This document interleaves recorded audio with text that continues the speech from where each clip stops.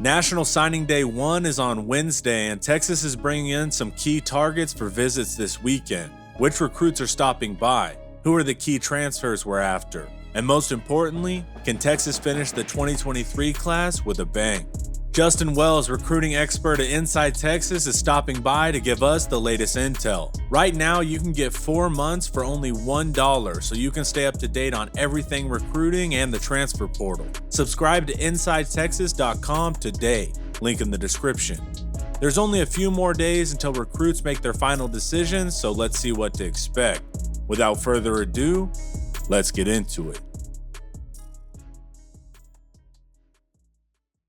Welcome back, Justin. And first, we had a little scare with Ryan Niblett. So how has that situation panned out? And who are the final wide receiver additions we're looking to add for the 23 class?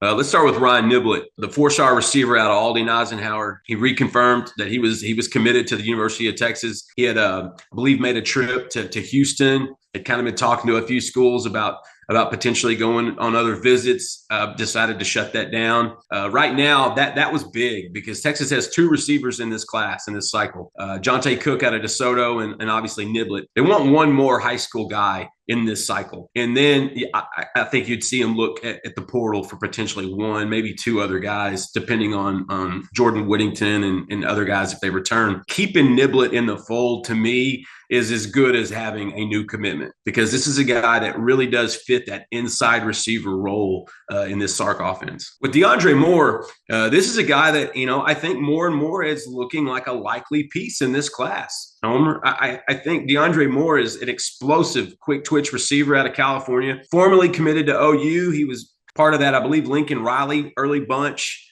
before he left Norman. And then he committed to Louisville. Then Louisville had a coaching change last week, I believe it was. Even before that, though, I believe Moore was really looking around. He took an official visit to Georgia. He made another trip to Texas. And right now, I feel like if Texas is going to add one more guy in high school, and I think they want one, DeAndre Moore is probably going to be my pick. If it's not Moore, you look at a Lucas Lovejoy receiver, Kyle Parker. He's committed to LSU right now, and they're building a top 5 class as well. They just got Arlington Martin, DB, Javian Toviano. So they've got some real momentum. But Parker always kind of had a soft spot for the Horns. He's always kind of liked Texas. I remember when he got his Texas offer, I believe it was in January, right after junior day. It was a shock to him. It really hit home.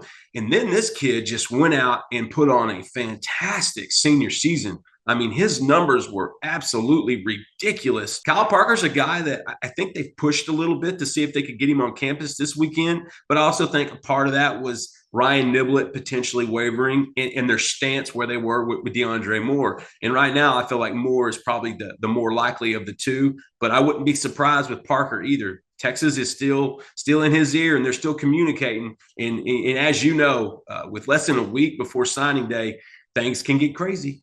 They sure can. And we already have 2 tight ends committed in the class, but there's buzz that Texas could add a 3rd. So who is that, and what's the reasoning behind adding a 3rd guy in an already tight class? One of the beauties of being able to sign earlier, to commit earlier, to take your visits earlier is you get the senior evaluations. North Crowley has a tight end named Kamorian Pimpton that just shined. 6'6", 205, 210 pounds. Played some inline tight end, played some outside receiver. He was just a big athlete that could go up and high point the ball. He's also big, those shot 54-10. This is a kid that's just a great athlete, and he's committed to Vanderbilt. And so the academics are correct. And so I think they're looking at it because they've got 2 committed, like you said, Spencer Shannon and Will Randall. Shannon's more of your inline type. He's a big blocking type guy that can also catch the ball. And Will Randall's more of your flex type. He's a guy that you could split out and do some things with his athleticism. How that translates from him also playing edge on defense and playing post in basketball. But Randall's coming off of a season-ending knee injury as well. And so I think that's just Texas being proactive to make sure that they're going to bring in, if they needed to bring in a 3rd, they could do that. Numbers are going to be tight. But Pimpton's visiting officially this weekend. He went to LSU last weekend. They just took a tight end on Tuesday. So I don't know if Pimpton's still in their crosshairs. But Texas is definitely interested. I'm sure if they push just in the right way, he might wind up in this class by the end of the weekend. That would be an interesting pickup for sure. And then over on defense, we're thin at defensive line with Sadir Mitchell and Dylan Spencer, but there's also whispers that Spencer could decommit. So what's the update on the defensive line? Right now at D line, it's kind of a maze right now. I think, like you said, with Dylan Spencer potentially, potentially flip. Looking elsewhere, that definitely would open up a spot. You would think Justin Benton, that came in on the official visit last weekend, he would fill that mold. I think they're looking for someone with a little bit more size there. They're getting Sadir Mitchell, the big man out of New Jersey. He's so big, he may equal two prospects. D-line recruiting almost feels like they might be looking for a couple other guys in the portal in the next few months. That's something that I'm interested and curious to see how that shakes out, because that it's definitely a fluid thing. This bunch didn't really lose a whole lot. Obviously Coburn is headed to the NFL, Moro Ajomo as well. And so they've got some real good talent coming back from Byron Murphy to Alfred Collins to Vernon Broughton. They got some dudes coming back. And I think Sadir Mitchell's a guy that might could play early. But with the way that D-line recruiting is looking right now, I just have a sense that they may be looking for one or two more in the portal over the next few months. It'll be interesting to see if that changes between now and Wednesday on National Signing Day. But right now, it looks like Sadir Mitchell might be the guy, and if they hang on to Dylan Spencer. And we just landed the huge commitment from Anthony Hill, which feels good because fans ask us for an update on him every video. What put Texas over the top there? And there's one more linebacker being talked about, so what's the news on Jelani McDonald? Anthony Hill gets an update each time because Anthony Hill deserves an update each time. When you're one of the nation's top linebackers, an on-3 consensus 5-star, and you've got over 40 offers and you've been recruited for 4 years, you get a little bit more exposure. And let me tell you, Anthony Hill and his family are just outstanding people. I think they've handled this process incredibly well. He committed to A&M back in the summer. It was down to 2. Texas or Texas A&M. He picked the Aggies. He liked the structure of the defense and the players that they had been bringing in from that number 1 class last year. Then he saw the product on the field this year. And I think A&M being so mediocre in 2022 kind of made him look around a little bit more. So when he decommitted, Texas had maintained that bond. Texas had maintained that relationship from Sark to Coach Banks to Coach to PK to Coach Choate. Really, the unheralded guy here is Chris Gilbert. I'd give him a ton of credit. He's built a relationship with this family for a long time. I think not only having Jatavian Sanders and Austin Jordan on the roster, former Ryan teammates, but Ryan Watts, Savion Red, Xavier Bryce. These are all guys that Anthony grew up with. It's more of a community recruiting him rather than a few players or a few coaches. Jelani McDonald, that's a kid that's, on 3 named, did a re-ranking earlier in the season. He's the number 3 athlete in the country, and for a reason. Played quarterback at Waco Conley. I saw him play some corner in a game.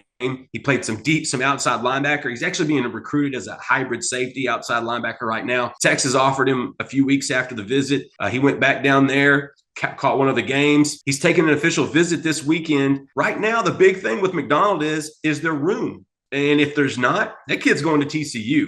He just came off of a visit to Fort Worth. He really liked it. I think the Horned Frogs, they've got him zeroed in as one of their best prospects. And so if Texas doesn't push the right buttons, I think Jelani winds up in Fort Worth for TCU. But he still wants to take this official, Homer. He wants to come in and listen to Coach Sark and Coach Choate and PK and see what the sell is and see if they're going to push for him or not. And so at the end of the day, I think it's going to come down to numbers with Jelani. Good stuff. And then at defensive back, which recruits do we need to watch out for? And are there any transfers that could be coming by this weekend? Right now, I think there's one defensive back left that Texas fans need to know about, and that's Tyler Scott. He's a 3-star, and, buddy, he is underrated. This is a kid that's got major offers: Georgia, Tennessee, NC State, North Carolina. He has a lot of schools clamoring for him. 6'2", he's got some length. He's a little, he's got some wiry frame to him. Kid out of Georgia. He's a really good, talented player. He's coming in for an official visit this weekend. He was supposed to go to Michigan, and he canceled that visit. And it looks like in him doing that, Texas may actually have a quiet lead in this pursuit. It's going to come down to, like I said, there's some SEC powers that are going to be clamoring for his spot. But right now, just getting him on campus and getting him, around a lot of the Texas commitments over the weekend, sometimes that's all it takes. And so there's some confidence right now in the Texas coaching staff and where their position is with Tyler Scott.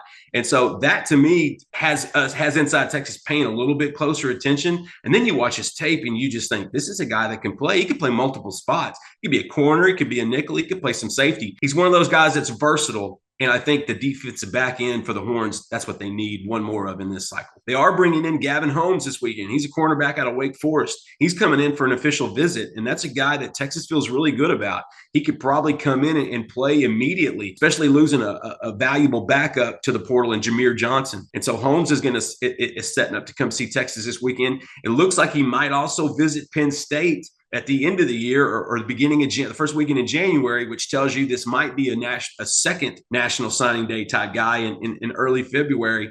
But from the portal right now, if I was a fan, I would just tell everybody to be patient and kind of let the chips fall where they may. Texas is going to be active in the portal, but right now I think they're just being very judicious with their offers.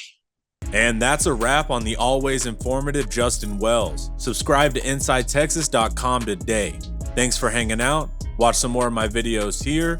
And don't forget to like, subscribe, and share if you want to support quality Texas content.